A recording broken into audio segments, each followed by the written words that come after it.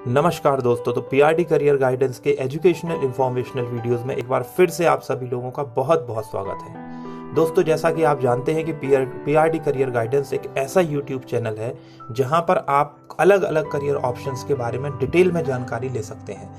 आप यदि career aspirant हैं, आप कक्षा 8 से लेकर के ग्रेजुएशन या पोस्ट ग्रेजुएट के स्टूडेंट्स हैं, और यदि आप अलग अलग करियर ऑप्शंस के बारे में जानकारी चाहते हैं कि आप किसी पर्टिकुलर फील्ड में कैसे जा सकते हैं, आपको कौन सा सब्जेक्ट लेना होगा, क्या प्रिपरेशन करनी होगी, कब उसके फॉर्म्स आते हैं, क्या उसकी पूरी प्रक्रिया है, यदि आप इन करियर ऑप्शंस के बारे में जानकारी लेना चाहते हैं तो आप हमारे यूट्यूब चैनल को सब्सक्राइब करिए, हमारी वीडियोस को लाइक और शेयर करिए ताकि हम समय समय पर इस तरीके के वीडियोस आप तक पहुंचाते रहें। तो आइए दोस्तों, शुरू करते हैं आज का वीडियो जो बनाया गया है इंडियन डिफेंस सेक्टर पर। इंडियन आर्मी हम कह सकते हैं, इंडियन एयरफोर्स, इंडियन नेवी, इन सारी फील्ड्स में यदि आप क्लास 12 कक्षा 12वीं पास करने के बाद एक ऑफिसर के रूप में अपना करियर बनाना चाहते हैं, इंडियन आर्मी में एज अ ऑफिसर यदि आप सिलेक्ट होना चाहते हैं कक्षा 12वीं के बाद, तो आपको क्या करना होगा, आपको कौन से एग्जाम्स देने होंगे, इसकी हम इस वीडियो में बात करने वाले हैं। बेसिकली एज अ ऑफिसर जाने के, इंडियन आर्मी में एज अ ऑफिसर जाने के कई सारे रास्ते हैं, लेकिन ये जो वीडियो है ये स्पेसिफिक होगा हमारे एनडीए नेशनल डिफेंस एकेडमी या राष्ट्रीय रक्षा अकादमी को लेकर के। तो आइए वीडियो को शुरू करते हैं। दोस्तों, जैसा कि आप जानते हैं कि जो इंडियन आर्मी है ये मुख्यतः 3 विंग से, इंडियन पूरा का पूरा डिफेंस सेक्टर है ये मुख्यतः 3 विंग से बना हुआ है। पहला इंडियन आर्मी जिसे हम थल सेना कहते हैं, दूसरा भारतीय वायुसेना जिसे इंडियन एयरफोर्स कहा जाता है, और तीसरा इंडियन नेवी या भारतीय नौसेना। तो इन तीनों ही विंग में ऑफिसर के तौर पर एंट्री कैसे करेंगे इसके बारे में हम इस वीडियो में देखेंगे। देखिए दोस्तों, तीनों आर्मी की तीनों विंग्स में जो ऑफिशियल लेवल पर सबसे स्टार्टिंग एंट्री होती है वो लेफ्टिनेंट, सब लेफ्टिनेंट या फ्लाइंग ऑफिसर के तौर पर होती है। और जैसे जैसे आपका समय बीतता जाता है आप टाइम टू टाइम प्रमोट होकर के, जैसे लेफ्टिनेंट है तो उससे कैप्टन, फिर मेजर, फिर लेफ्टिनेंट कर्नल, फिर कर्नल, तो इन सारी पोस्ट पर आप ऑटोमेटिकली क्या करते चले जाते हैं, प्रमोट होते चले जाते हैं। इंडियन आर्मी में एज अ ऑफिसर सिलेक्ट होने के लिए 2 तरीके के ऑप्शंस प्रदान करती है, एक तो परमानेंट कमीशन और दूसरा short service commission. Permanent commission के लिए आपको नेशनल डिफेंस एकेडमी या एनडीए का एग्जाम देना पड़ता है, या हम कहें सीडीएस का एग्जाम जो कंबाइंड डिफेंस सर्विस है उसका एग्जाम देना पड़ता है, या ऐसे ही कुछ अलग अलग और रास्ते हैं जिनके बारे में हम अलग अलग वीडियोस में बात करेंगे। आज हम केवल नेशनल डिफेंस एकेडमी के बारे में बात करेंगे। साथ ही साथ शॉर्ट सर्विस कमीशन भी एक ऐसा रास्ता है जिसके थ्रू मेंस के साथ साथ वुमेन्स को भी इंडियन आर्मी में एज अ ऑफिसर के पद पर एंट्री मिलती है। तो शॉर्ट सर्विस कमीशन में किस तरीके से एंट्री मिलेगी इसको लेकर के भी हम एक अलग वीडियो बनाएंगे।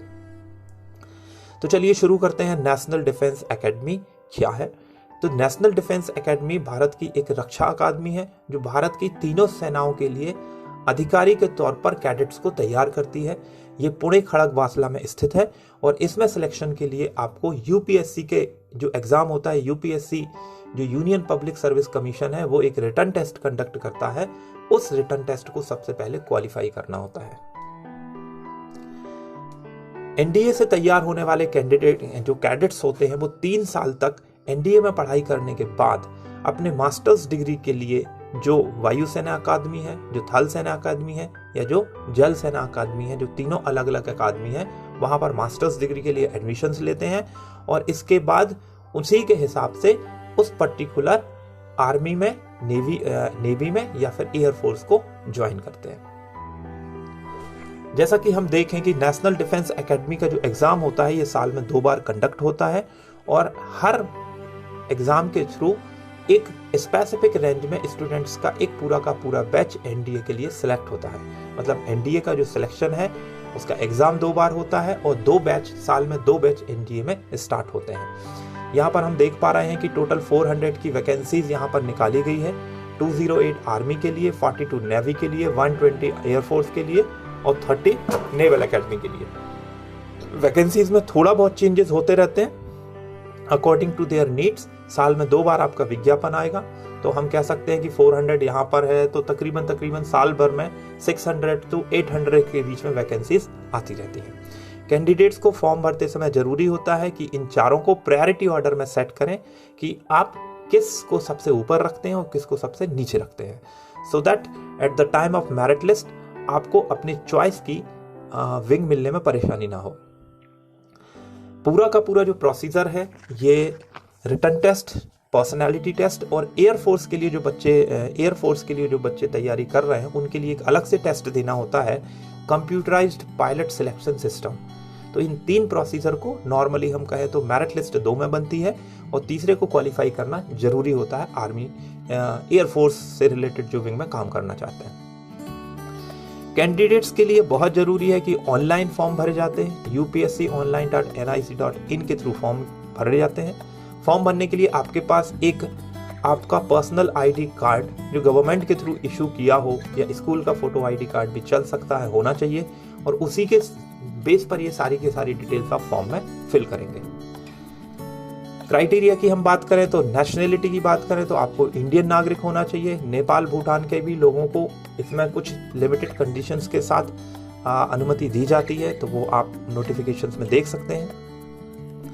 एज लिमिट की बात करें, जेंडर की बात करें, मैरिटल स्टेटस की बात करें तो मेन कैंडिडेट्स को ही एनडीए में सिलेक्शन मिलता है। पहली चीज आपको ये ध्यान रखनी है, अनमैरिड होना चाहिए और पूरी ट्रेनिंग प्रोसेस तक आप शादी नहीं कर सकते हैं। एज की हम बात करें तो 16.5 साल से लेकर के 19.5 साल तक की एज आपकी होनी चाहिए। एज के लिए नोटिफिकेशन में अलग तरीके से सिस्टमैटिक दिया जाता है कि आपका बर्थ इस समय से इस समय के बीच में होना चाहिए। डेट ऑफ बर्थ को लेकर के ध्यान रखिएगा, आपकी 10th क्लास की जो मार्कशीट है उसमें आपका नाम, आपके पिताजी का नाम, आपकी माताजी का नाम, आपकी डेट ऑफ बर्थ आपके अदर डॉक्यूमेंट के साथ मैच होनी चाहिए।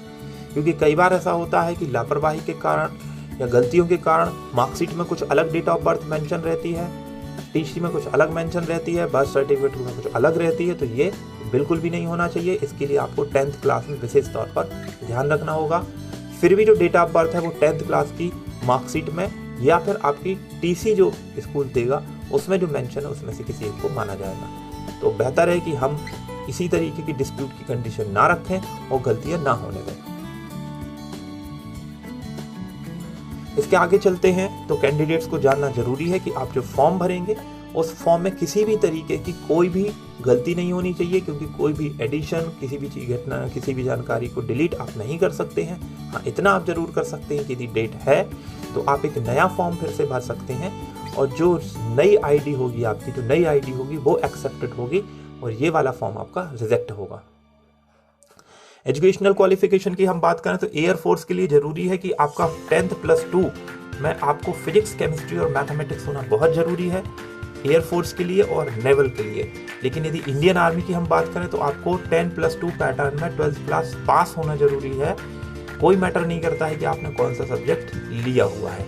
ऐसे बच्चे जो 12th क्लास अपीयर हो रहे हैं वो भी इस एग्जाम में बैठ सकते हैं, लेकिन ऐसे बच्चे जो 11th क्लास में हैं वो इस एग्जाम में नहीं बैठ सकते हैं। क्वेश्चन पेपर की हम बात करें तो जो स्कीम है, टोटल जो मार्क्स होते हैं वो सिलेक्शन के लिए होते हैं 1800, 1800, 900 मार्क्स का आपका क्वेश्चन पेपर होता है और 900 मार्क्स का आपका एसएसबी का इंटरव्यू होता है। तो एसएसबी के इंटरव्यू को आप समझ सकते हैं कितना वेटेज है, 50% का वेटेज लेके चल रहा है। क्वेश्चन पेपर को हम देखें तो एक पेपर आपका मैथ्स का होगा 300 मार्क्स का और एक पेपर आपका जनरल एबिलिटी का होगा 600 मार्क्स का। जनरल एबिलिटी में हम देखें तो 200 मार्क्स इंग्लिश के लिए है और 400 मार्क्स में आपसे physics, chemistry, general science, history, freedom movement, geography, other चीजें भी पूछी जा सकती हैं जिनका वेटेज आपको स्लाइड में दिख रहा है। नेगेटिव मार्किंग है प्रॉपरली, इसलिए आपको ध्यान रखना है कि आपको गलत आंसर्स नहीं करने हैं।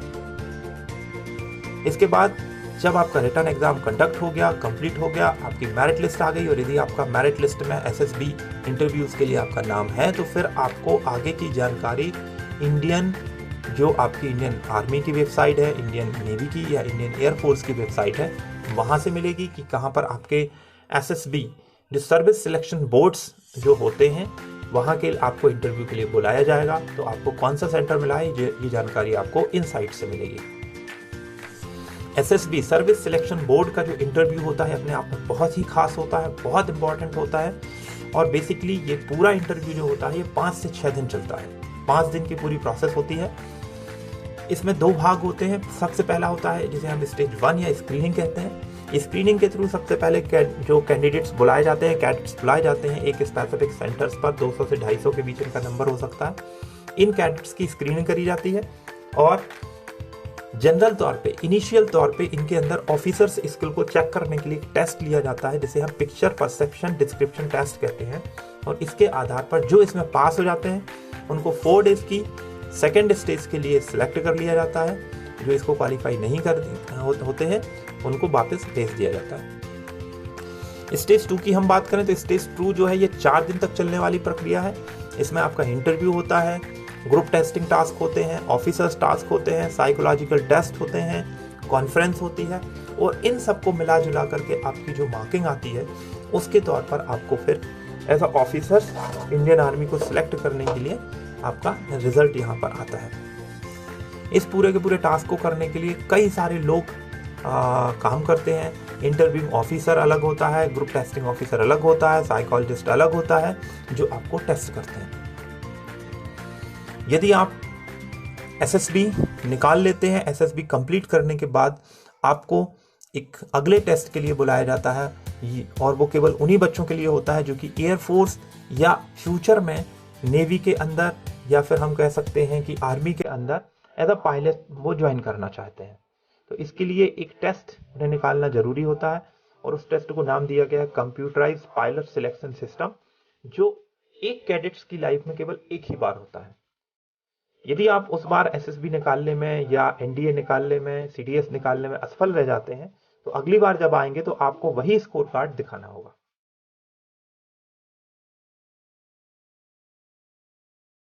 पूरी प्रोसेस कंप्लीट होने के बाद रिटन एग्जामिनेशन जो यूपीएससी ने कंडक्ट किया है, ऑफिसर्स पोटेंशियलिटी टेस्ट जो एसएसबी ने कंडक्ट किया है, इनमें आपको मिनिमम क्वालिफाइंग क्राइटेरिया लाना होता है, मिनिमम क्वालिफाइंग मार्क्स आपको लाने होते हैं। कंप्लीट टोटल हाईएस्ट मार्किंग के आधार पर सिलेक्शन सबसे पहले नहीं किया जाता है, ये ध्यान रखिएगा। जब आप सारे सेगमेंट्स में क्वालिफाई कर जाते हैं तो एक combined selection list, combined merit list तैयार की जाती है और उस कंबाइंड मेरिट लिस्ट के आधार पर ही जो कैंडिडेट्स ऊपर होते हैं उनको एनडीए के लिए सिलेक्ट कर लिया जाता है।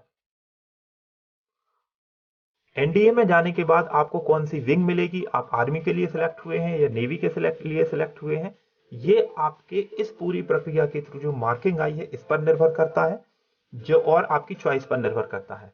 ऐसे बच्चे जिन्होंने ज्यादा मार्क्स गेन किए हैं उनको सबसे पहले उनकी चॉइस के आधार पर चीजें दी जाती हैं, बाकी में फिर उसी आधार पर, उसी तौर पर कैंडिडेट्स को जो कैडर है वो दे दिए जाते हैं।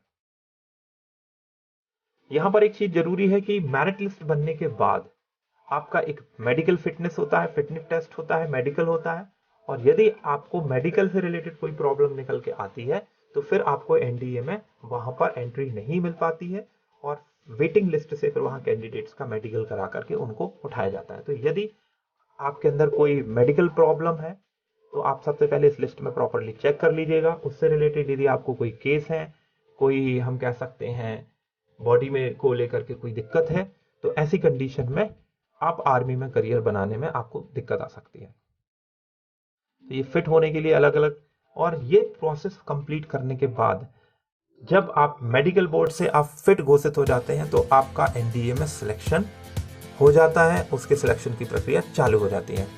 और यहाँ से लेकर के फिर एनडीए जो है 3 साल की एक ट्रेनिंग पूरी की पूरी कंडक्ट कराता है।